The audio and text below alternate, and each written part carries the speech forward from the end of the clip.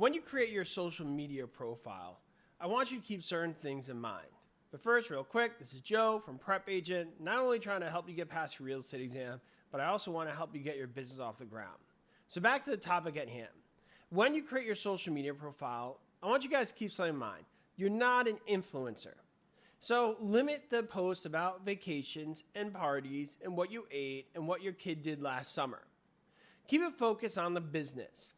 The business of selling the property, which by the way also means selling your community. So content about your community, what makes your community great, is super helpful. About properties, of course, and about yourself as a professional, and maybe a few very selective things about your personal life. Be very careful about sharing your personal life. Not only is it not great business, but it's also not the safest thing in the world. So you could pick certain things about your personal life, but only with the idea in mind is, will sharing this make me more relatable to people and help convert business? That's it. Other than that, you talk about trends in the industry, you talk about things that make the community desirable, what's happening with properties, what's been selling, what has not been selling, and other type of quality information that establishes you as a real estate professional that people want to seek out when they want to do a real estate transaction.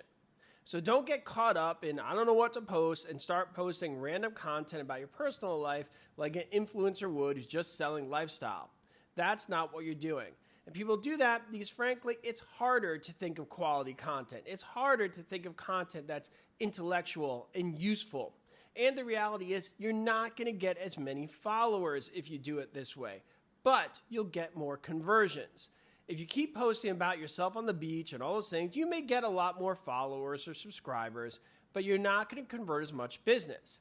Make that trade-off as a way to get less followers, less subscribers, but more quality, so you don't have a mass amount of followers, but when you do have followers, there are people who are following because they're generally interested in what you have to say as a professional, and they're looking to do real estate transactions.